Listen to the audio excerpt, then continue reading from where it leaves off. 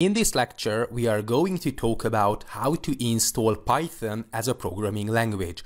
Okay, so first of all, we have to search for Python download. And if we do something like this, then as you can see, the first result is downloading Python from python.org. So this is exactly what we are looking for.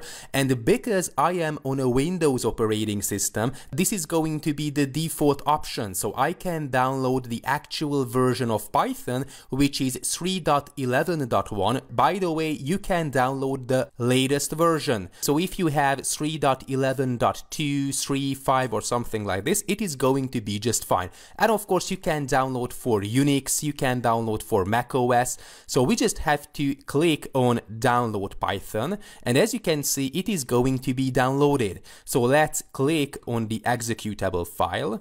Okay, so this is the Python installer. What's crucial that we can install Python and then we can update the path, but of course it is way more convenient to add python.exe automatically. Okay, so let's install now. Of course we want to install and let's wait for it to be installed. It takes approximately 1 to 2 minutes.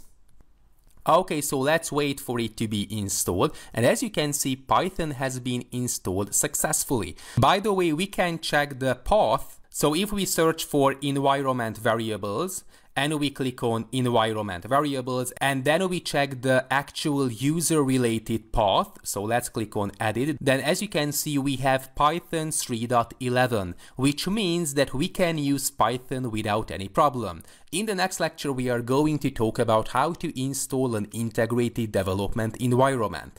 Thanks for watching.